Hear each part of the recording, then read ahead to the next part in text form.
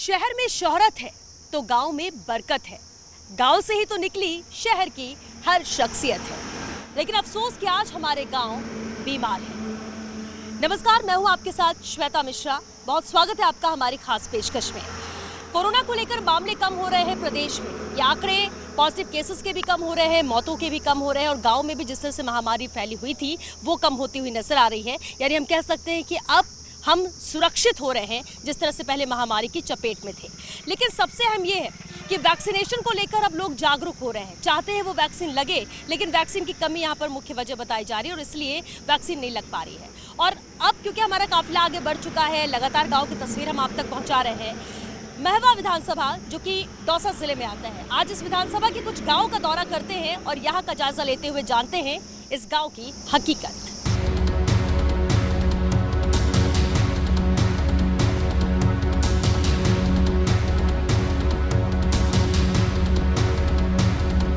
इस वक्त हम मौजूद है महुआ विधानसभा क्षेत्र के एक गांव में। गांव का नाम है गंगवाना और मेरे पीछे आप देख रहे हैं गंगवाना का ये राजकीय उप स्वास्थ्य केंद्र है। यहाँ पर निर्माण कार्य जारी है। जिस तरह के आसपास की तस्वीरें देखकर आप अंदाजा लगा सकते होंगे कि यहाँ पर निर्माण ही चल रहा है। लेकिन क्या ये उप स्वास्थ्य केंद्र खुलता है या नहीं, इसी का जायजा लेने हम यहाँ पहुँचे।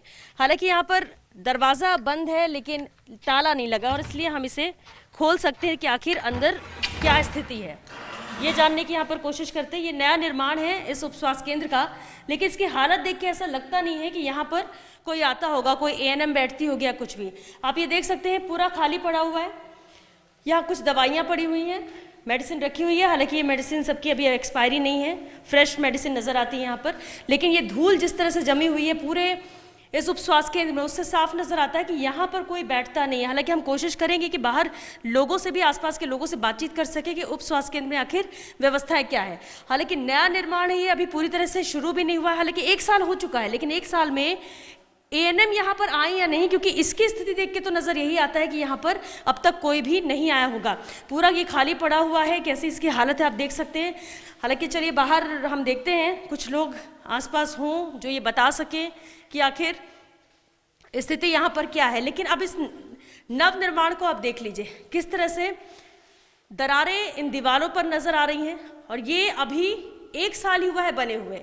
कोई रखरखाव नहीं, कुछ यहाँ पर व्यवस्थाएं ठीक नहीं, दवाइयों को लेकर भी। लेकिन इसकी तस्वीरें ये आप देख सकते हैं, ये देखिए किस तरह से जर्जर हालत हो चुकी है।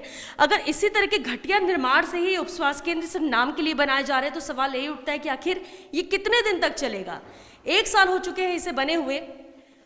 एएनएम यहाँ पर शायद आती नहीं है, क्योंकि इसकी स्थिति देख के तो ऐसा लगता है कि यहाँ पर रोज़ाना तो कोई आता नहीं होगा, लेकिन लोगों से बातचीत करके ये और ज़्यादा साफ हो सकेगा। क्योंकि एक तरफ तो चिकित्सकीय जो व्यवस्थाएं हैं उसको सुदृढ़ करने की कोशिश सरकार स्तर पर की जा रही है, लेकिन दूसरी तरफ इस तरह के उप स्वास्थ्य केंद्र देखकर ऐसा लगता है कि सिर्फ खाना पूर्ति यहाँ पर की जा रही है। हालांकि हम कोशिश करेंगे कि यहाँ पर भी लोगों से कुछ बातचीत हो सके और उनसे जानेंगे कि आखिर सामान्य तौर पर जब इलाज नहीं होता है तो कोरोना को लेकर आखिर यहाँ पर इंतज़ाम क्या होंगे। यहाँ पर कुछ लोग मौजूद हैं, चलिए उनसे कोशिश करते हैं हम बातचीत करने की।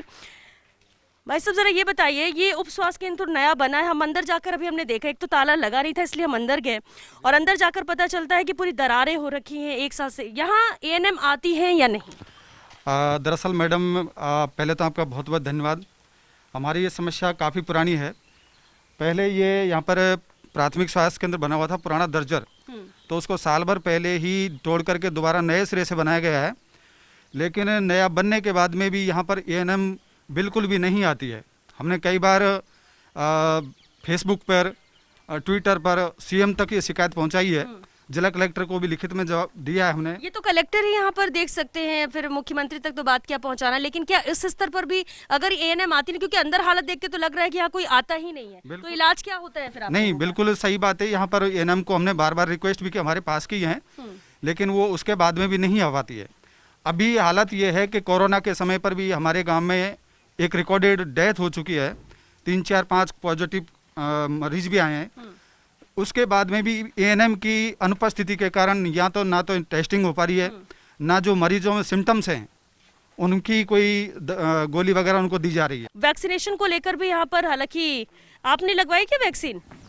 18+ भी तो शुरू हुआ है, गांव में हुआ क्या? नहीं, अभी नहीं। अभी नहीं हुआ, 18 प्लस की शुरुआत नहीं हुई। आपने लगवाई वैक्सीन? दोनों डोज लग गए। दोनों डोज आपके लग गई है। वैक्सीन को लेकर कितने जागरूक हैं आपके गांव के लोग? क्या इंतजाम है यहाँ पर? मैं तो यहाँ रहता नहीं हूँ, बाहर हूँ डिफेंस।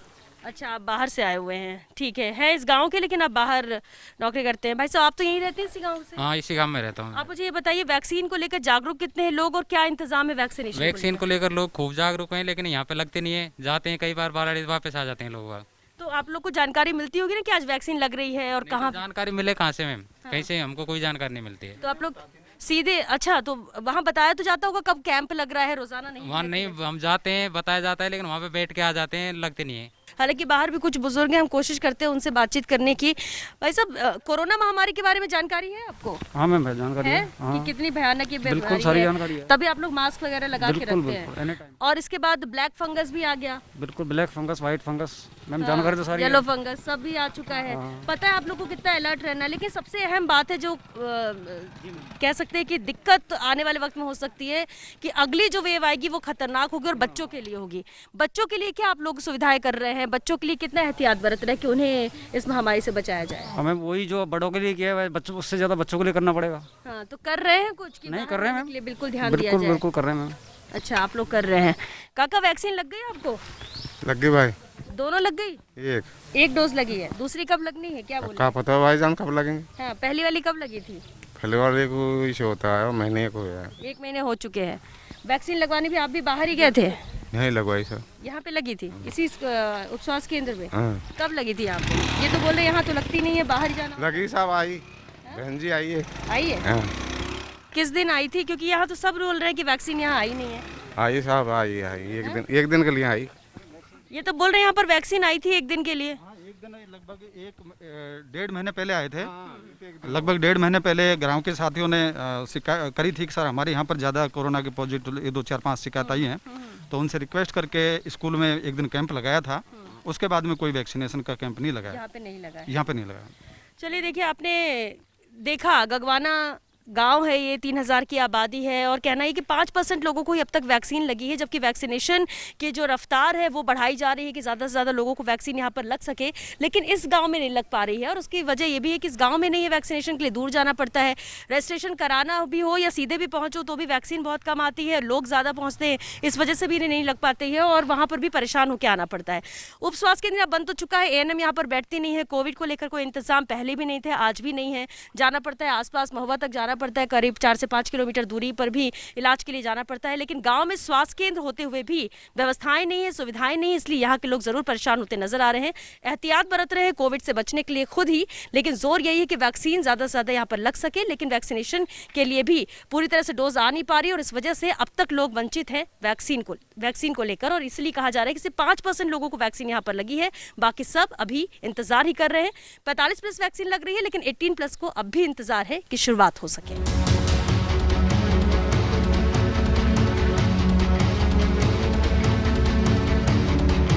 इस वक्त हम मौजूद हैं महुआ विधानसभा के अंतर्गत ही आने वाले एक अहम गांव का नाम है आलीपुर, जिसकी आबादी करीब 7000 है। यहाँ पर कोविड के मामले सामने आए थे, बताया जा रहा है 30 से 35 मामले यहाँ पर सामने आए हैं। सब रिकवर हो चुके हैं, ठीक हो चुके हैं, लेकिन एक मौत भी यहाँ पर दर्ज की गई, ये ऑन रिकॉर्ड है। वैसे क्या कुछ इंतजाम उस दौरान किए गए हैं, अभी क्या स्थिति है, यहाँ के लोगों से बातचीत करने की हम कोशिश करते हैं। जरा काका, आप ये बताइए कि मामले यहाँ पर महामारी के दौरान कोरोना के गाँव में भी आए हैं, इंतजाम किस तरह से रहे हैं? क्या आपके यहाँ उप स्वास्थ्य केंद्र है? नहीं है। नहीं। और क्या इंतजाम रहे हैं जिनको कोविड हुआ, पॉजिटिव आए, कैसे इलाज हुआ? नहीं, बालाखेड़ा से मतलब वो किट मिली थी ANM के द्वारा, जो गवर्नमेंट ने दे रखी है उनको सुविधा के हिसाब से, वैसे और कोई इंतजाम नहीं। गांव में सर्वे हुआ था क्या? गांव में मतलब टीचरों ने सर्वे किया ना, घर घर जाके जो कोई बीमार है उनके आगे रिपोर्ट दी, उनको किट मिली। हाँ। और टेस्टिंग की सुविधा है क्या यहाँ पर? सैंपलिंग टेस्टिंग की सुविधा नहीं थी यहाँ। एक बार से वो शिविर लगा था तो उसमें टेस्टिंग की थी। गांव में कितने उम्र से ऊपर वैक्सीन लग रही है? 45 से ऊपर। 45 से ऊपर। 18 से ऊपर वालों को नहीं, अभी नहीं। क्यों नहीं है यहाँ पर? वैक्सीन कमी है ना, अभी दवाई उपलब्ध नहीं है। अभी वैक्सीन की कमी है, इसलिए नहीं लग पा रही है। अच्छा, अब उप स्वास्थ्य केंद्र है नहीं, कितना दूर जाना पड़ता है यहाँ से इलाज के लिए? मैडम यहाँ से लगभग 10 से 15 किलोमीटर के समथिंग जाना पड़ता है। कितना 10 से 15 किलोमीटर? हाँ, कितना दूर है? जाना पड़ता है या फिर 24 किलोमीटर दूर महुआ पड़ता है यहाँ से। और बांदीकुई की दूरी करें तो मैडम लगभग 30 किलोमीटर है। अच्छा, तो हल्का कुछ ज़रूरत हो डॉक्टर की, छोटी मोटी चीज़ें हो, तब क्या इलाज करते हैं? उसके लिए मैडम छोटी मोटी चीज़ों के लिए तो क्या है, छोला छापों से करवाना पड़ता है। तो वो डॉक्टर झोला छाप जिसको आप बोल रहे हैं, वो है क्या गाँव में? हाँ मैडम, अब 1-2 तो रहते ही हैं लगभग गाँव में। तो वो क्या इलाज करते हैं, क्या दवाई? वो तो नॉर्मली मैडम छोटा मोटा जो भी ठंड जुकाम का कर देते हैं बस, बाकी बुखार हुआ थोड़ी सी तो कंडीशन होती है तो उसके लिए दूर के लिए रेफर कर देते हैं। अब यहाँ लेकिन कई बार तो होता है ना कि आप शुरू में ही स्थिति में फिर झोला छाप से इलाज लेते हो और स्थिति बिगड़ भी जाती है, फिर भागना पड़ता है। बिल्कुल मैडम, कई बार ऐसी स्थिति होती है और उसमें मरीज की मौत भी हो जाती है कई बार, क्योंकि दूर जाना पड़ता है 10 से 15 किलोमीटर। और यहाँ के अब क्या है कि लोकलिटी में लोकल नेताओं से कई बार, जैसे एमएलए साहब से और भी कई जनप्रतिनिधियों से हमारी लगातार मांग रहती है हॉस्पिटलों के लिए, लेकिन ये हमारे दुर्भाग्य अभी तक नहीं खुल पाए। लेकिन आपके जो एमएलए हैं वो तो कहते हैं गांव में उनकी पहुंच है, कभी दौरे पे आए हैं क्या? हाँ, कभी कभी तो है ना, हाँ? बीच बीच में आते हैं। आते क्या इंतजाम करते हैं? नहीं, उनका जो पॉजिटिव आए उनके लिए किट दे जाओ दवाई उनको की। किट दे कर गए थे, वैसे इंतजाम करके रखा हुआ है। हाँ। और क्या कमी क्या है आपके गांव में? आपको क्या लगता है कि क्या जरूरत है जो पूरी होनी चाहिए स्वास्थ्य के लिहाज से? हॉस्पिटल की। हॉस्पिटल की? हाँ। हॉस्पिटल यहाँ पर होना चाहिए, आप ये बोल रहे हैं। बच्चों के में भी अब 3rd वेव है, बच्चों के लिए ज़्यादा खतरनाक है, किस तरह से इनके बचाव के लिए आप लोग कोशिश करते हैं? अब बच्चों के तो सबसे पहले तो यही है कि मतलब ज़्यादातर घर में रहो। मेन तो यही है, कोई आवश्यकता हो तो ही मतलब घर से बाहर निकले। ठीक है। वैक्सीन यहाँ पे आपने कहा 18+, आप लोग को भी वैक्सीन नहीं लगी होगी अभी तक? नहीं लगी। किसी को नहीं लगी? नहीं किसी को नहीं। तो कुछ बताया गया क्या कि 18 से ऊपर कब लगेगी वैक्सीन? अभी तो कुछ नहीं बताया। कुछ नहीं बताया गया। क्या बोलते हैं, 45 से ऊपर भी तो सबको लगी नहीं है, बहुत कम लगी है? हाँ, बहुत ही कम लगी है। तो क्या बोलते हैं कि वैक्सीन की कमी है इसलिए नहीं हो पा रहा है? हाँ, वैक्सीन की कमी है इसलिए नहीं। बताइए भाई। ये थोड़ा बोलने में घबरा रहे हैं, शर्मा रहे हैं, जो भी हो, लेकिन एक चीज़ तो है कि वैक्सीन 18+ यहाँ पर लगी नहीं है, बुजुर्गों को लगी है, 45+ यहाँ पर लग रही है। काका, कैसे यहाँ पर मामले तो सामने आए थे, वैक्सीनेशन को लेकर क्या है? वैक्सीन नहीं है यहाँ उपलब्ध अभी। अच्छा, नहीं, आपने मास्क भी क्यों नहीं लगाया? मास्क को ध्यान नहीं था मुझे। अच्छा, लेकिन मास्क में है यहाँ गाँव में लोग जागरूक हैं इसको लेकर? जागरूक हैं। अच्छा, वैक्सीन को लेकर भी बहुत सारी चीज़ें शिकायतें मिल रही हैं कि वेस्टेज हो रहा है, लोगों को लग नहीं पा रही है। आप नहीं हुई यहाँ पर तो ऐसी स्थिति नहीं थी? नहीं। और गांव के लोगों को ही लग रही है, कहीं बाहरी तो नहीं लगवा रहे हैं? नहीं, बाहर भी लगवा के आए हैं, यहाँ भी लगी है। यहाँ भी लगी है और पूर्ति नहीं हुई है अभी। कितने % लग गई होगी लोगों को, कुछ आइडिया है आपको? 10-1% लगी होगी। लेकिन एक बात है जो सरकार की तरफ से भी कही जा रही है कि लोगों को खुद भी जागरूक रहना होगा। लेकिन आपके गांव में भी मामले आए हैं, अब सब ठीक हो चुके हैं, लेकिन अभी भी क्या आप लोग जागरूक हैं इसे लेकर, या डर खत्म हो गया? नहीं, जागरूक है मैडम, कोरोना प्रति जागरूक हैं। ठीक है। काका, आप बताइए ज़रा, क्या इंतज़ाम गांव में है, क्या कमी लगती है आपको? कोरोना के मामले भी आए थे आपके गांव में? कोरोना आया तो था, अब तो इतना नहीं है, लेकिन मेडिकल टीम भी आई थी एक बार। अब तो ठीक है, वैसे ज़्यादा दिक्कत तो नहीं। टेस्टिंग सैंपलिंग हुई है यहाँ पे? हाँ, टेस्टिंग सैंपलिंग कहाँ पे होती थी? स्कूल में हुई है। स्कूल में कितने दिन में होती थी? एक बार हुई है। आप क्या उम्मीद करते हैं कि क्या सुविधाएं जो आपके गांव में और होनी चाहिए? हमारे यहाँ हॉस्पिटल भी होना चाहिए, हॉस्पिटल की सुविधा भी नहीं है। पानी की समस्या सबसे ज़्यादा, पानी नहीं है, पानी के लिए कोई साधन नहीं है, बहुत परेशान है पब्लिक पानी से। अच्छा, कोरोना के बारे में तो सब जानते हैं, ब्लैक फंगस भी है बीमारी, उसके बारे में पता है कुछ? अभी तो यहाँ किसी को नहीं है, कोई केस सामने नहीं आया। वैसे अच्छा। बता रहे हैं, अखबारों में पढ़ते हैं ब्लैक फंगस के बारे तो में। उसमें सुना है आप? हाँ। लेकिन अभी मामले कोई ऐसे गांव में अभी आए यहाँ, नहीं है। हाँ, यहाँ हमारे कोई ऐसा मामला सामने नहीं आया। तो ये देखिए, अलीपुर के गांव के लोग हैं ये, जिनका कहना ये है कि आबादी भी है, आबादी के लिहाज से जो वैक्सीन लगनी चाहिए वो वैक्सीन यहाँ पर लग नहीं पा रही है। सबसे बड़ी दिक्कत ये है कि यहाँ पर अस्पताल नहीं है, अस्पताल नहीं तो सामान्य इलाज भी नहीं हो पाता। हालांकि कोविड के दौरान ज़रूर यहाँ पर किट घर घर बांटी गई थी, जो लोग पॉजिटिव आए थे, सरपंच के लेवल पर कोशिश यहाँ पर की गई थी, लेकिन सामान्य अगर इलाज कराना हो तो अस्पताल नहीं है। यहाँ पर कई किलोमीटर दूर जाकर इलाज कराना पड़ता है, और ऐसे में 20 से 30 किलोमीटर तक दूरी पर जाना पड़ता है। और ऐसे में ये लोग यहाँ पर जो स्थानीय डॉक्टर हैं, जैसे झोला छाप डॉक्टर, उनसे इलाज लेने को मजबूर है। उनका कहना है कि छोटी मोटी दवाइयाँ हम उनसे ले लेते हैं, और अगर स्थिति बिगड़ी या फिर बहुत इमरजेंसी हुई तब हमें बाहर जाना होता है। तो ये स्थिति कोविड के दौरान, उससे पहले और उसके बाद में भी जस की तस बनी हुई है। स्वास्थ्य सुविधाएं इस गाँव में नहीं है।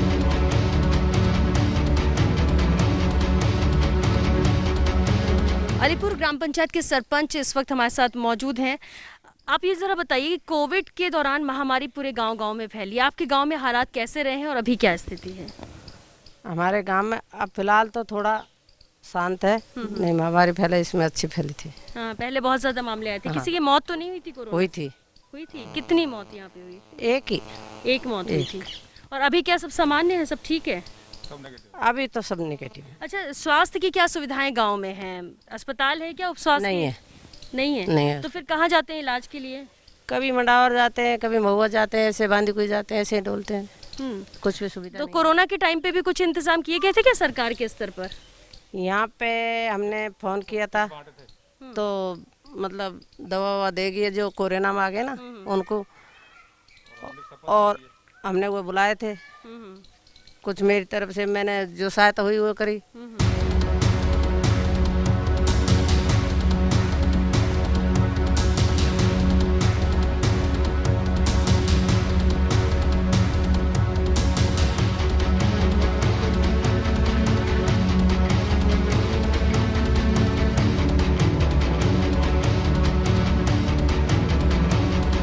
इस वक्त हम हिंगोटा गांव में मौजूद है, ये भी महुआ विधानसभा के अंतर्गत आता है। यहाँ पर कोविड को लेकर क्या स्थिति है, चलिए जानने की कोशिश करते हैं। कोविड के मामले आए हैं क्या काका यहाँ पे? जी हाँ, एक दो मामले आए थे। एक दो मामले। आप मास्क लगा कर रखिए आप, क्योंकि ये मास्क नीचे करना खतरनाक हो सकता है। वैक्सीन आपने लगवाई? हाँ, एक टीका लग गया। एक डोज लग गई है। यहाँ पर वैक्सीनेशन हुआ है क्या? आपने वैक्सीन लगवाई? नहीं क्यों नहीं लगवाई? लगवाएंगे लगवाएंगे अभी आप? आपने लगवाएंगे, लगवाएंगे? लगवा ली। लगवा ली है। अच्छा, स्वास्थ्य केंद्र है यहाँ पर, क्या इंतजाम है चिकित्सा? यहाँ पे चिकित्सा के लिए कोई इंतजाम नहीं है। हाँ। एक एएनएम बैठती है यहाँ पे, बस उसका भी ऑफिस अभी बन रहा है। अच्छा। हाँ, तो हमारी ये गुजारिश है कि यहाँ पे एक हॉस्पिटल बनाया जाए। अच्छा, मांग ये कि अस्पताल बनाया जाए, लेकिन एक एएनएम में कितने दिन बैठती हैं वो हफ्ते में?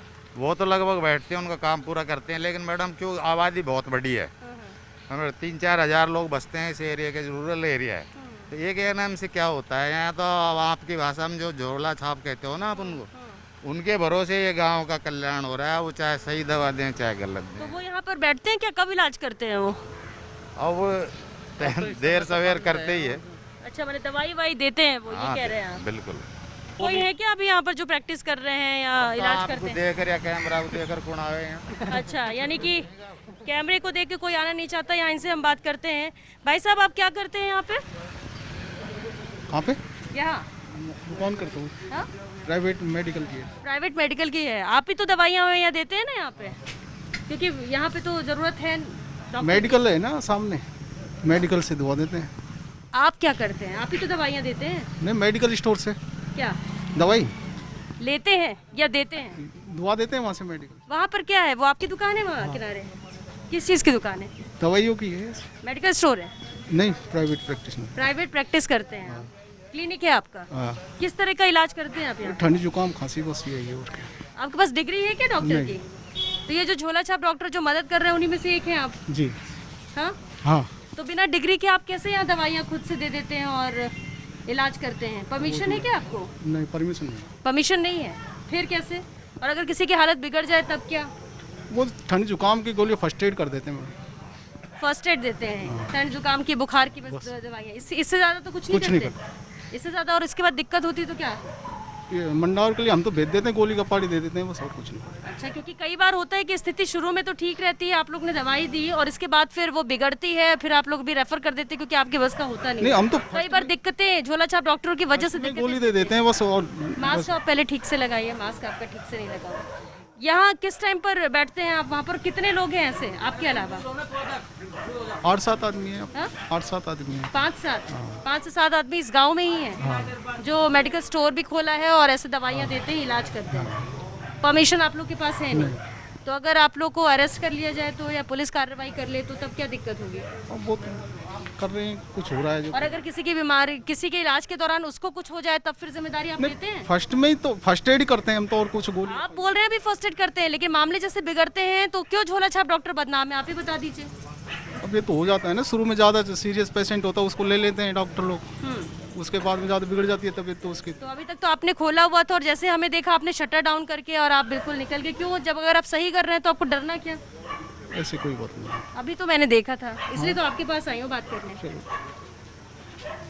खैर ये इलाज करते हैं गांव का, क्योंकि यहाँ पर कोई है नहीं और इन्हीं झोला छाप डॉक्टर की बदौलत ही इनका इलाज होता है, ये गांव वालों का कहना है। इनका कहना है हम फर्स्ट एड करते हैं, ज़्यादा कुछ इलाज नहीं करते, लेकिन कई बार स्थितियाँ कैसी बिगड़ती हैं वो भी हमने देखा है। वैक्सीनेशन को लेकर भी कहा जा रहा है कि वैक्सीन यहाँ पे लग रही है, वैक्सीन के लिए कहाँ पर जाते हैं? गोलाड़े सर, गोलाड़ा। अच्छा, इससे पहले कब लगा था कैंप और कब वैक्सीन लगी थी यहाँ के लोगों को? पिछली तारीखों में लगी, 22 में लगी थी एक, तो 2 बेर लग गए हैं सर। 22 मई मार्च को लगी थी एक बार, तो वो तो बहुत पहले। हाँ, हाँ उसके बाद में एक और लगा, वो तारीख का ध्यान नहीं है मैडम ऐसे। अच्छा, आपने लगवा ली वैक्सीन? लगवा ली, दोनों डोज लगवा ली? नहीं एक डोज लगा है, एक डोज लगवा मैंने लगवा लिया। तो वैक्सीन की शॉर्टेज है, वैक्सीन की कमी, इस वजह से यहाँ पर वैक्सीन नहीं लगती। हालांकि वेस्टेज को लेकर इनका कहना ये है कि जब आती ही नहीं तो वेस्ट क्या होगी। लेकिन यहाँ पर झोला छाप डॉक्टर हैं जो इलाज करते हैं, जैसा कि आपने सुना भी, अभी हमने आपको दिखाया, उन्होंने खुद बोला मेडिकल स्टोर खोल के रखा है, दवाइयाँ अपने स्तर पर यानी फर्स्ट एड करते हैं। लेकिन क्या वाकई में ऐसी स्थिति बनी हुई, तो वो इसलिए क्योंकि स्वास्थ्य विभाग यहाँ पर अलर्ट नहीं है, स्वास्थ्य को लेकर कोई जागरूक नजर नहीं आता है, और यही वजह कि यहाँ पर उप स्वास्थ्य केंद्र है ही नहीं और इन्हें बहुत दूर दूर जाना पड़ता है, 10 से 12 किलोमीटर दूर जाना पड़ता है इलाज के लिए, और छोटी सी भी बीमारी हो तो भी इनको भागना पड़ता है, और इसलिए में उतनी दूर ना जाना पड़े तो वो झोला छाप डॉक्टरों का यहाँ सहारा लेते हैं और अपना इलाज कराते हैं। हालांकि कोरोना को लेकर यहाँ पर मामले सामने नहीं आए, कुछ मामले सामने आए थे लेकिन सभी रिकवर हो चुके हैं। तो ये तो था सिक्के का एक पहलू, जहाँ आपने देखा कि गाँव में समस्याएं क्या है। कोरोना के मामले कम हुए हैं लेकिन स्वास्थ्य सुविधाएं अब भी नहीं मिल पा रही हैं। लेकिन सिक्के का दूसरा पहलू भी जानना जरूरी है, जहां सरकार इन गरीबों के लिए कई योजनाएं लेकर आई है ताकि इन्हें उसका लाभ मिल सके। वो आपको दिखाएंगे, लेकिन इस छोटे से ब्रेक के बाद।